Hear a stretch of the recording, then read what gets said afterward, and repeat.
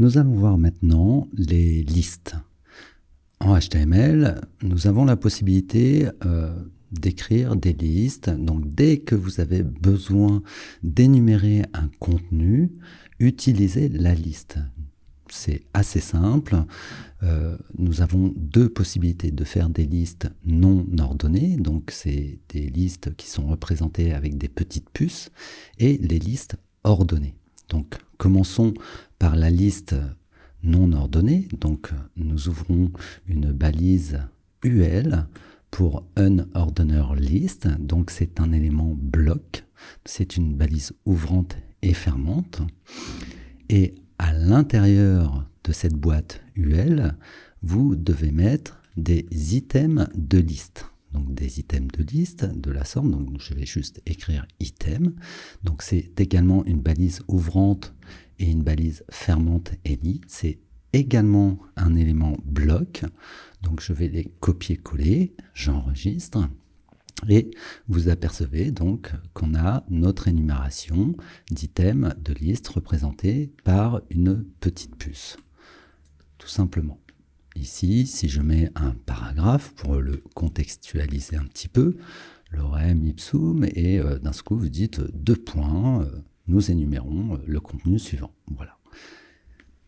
Et vous continuez tout simplement avec un autre paragraphe à la suite. Vous avez votre liste coincée entre les deux paragraphes.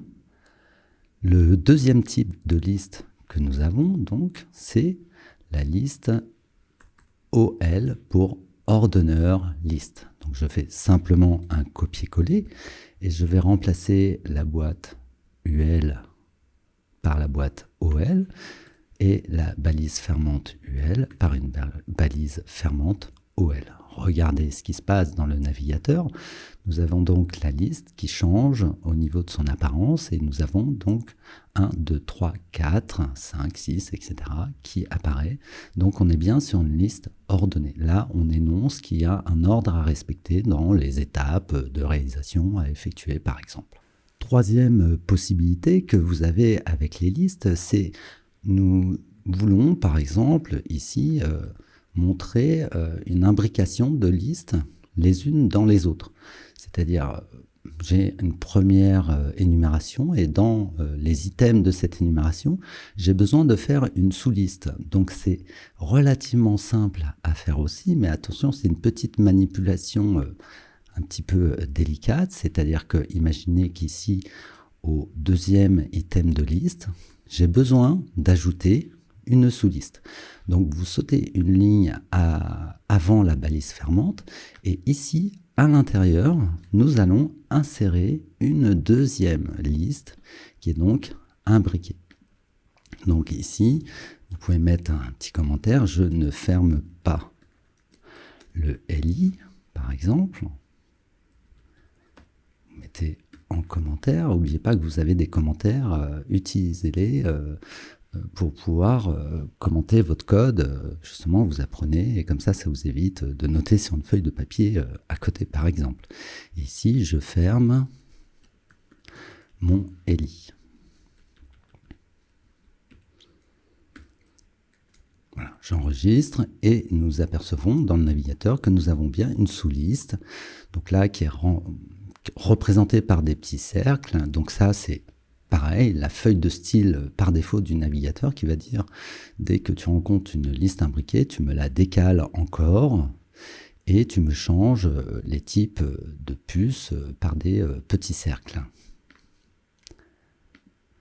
La dernière chose que que je peux vous dire sur les listes, c'est que entre une balise UL ou OL, ici, vous n'avez absolument pas la possibilité de mettre un texte, c'est-à-dire un paragraphe entre la OL et la LI, ou la UL et la LI. Ça ne passera pas au validateur W3C lorsque vous validerez vos pages. Par contre, à l'intérieur de chaque UL et de chaque LI, rien ne vous empêche de mettre un autre type de contenu, donc là un titre par exemple, titre de niveau 1, de mettre un paragraphe avec du texte. Ça, il n'y a aucun souci. Vous pouvez le faire. À l'intérieur de chaque edit, vous pouvez complètement rajouter d'autres contenus HTML tels que des titres, des paragraphes, des images, des choses comme ça. Auparavant, avant le HTML5, dès que nous avions une énumération de contenu, on utilisait beaucoup la liste, puisqu'on était en train d'énumérer, par exemple, une suite d'articles. Aujourd'hui, en HTML5, nous avons d'autres éléments structurants pour la sémantique, dès que nous voulons indiquer que c'est un article, les uns à la suite des autres.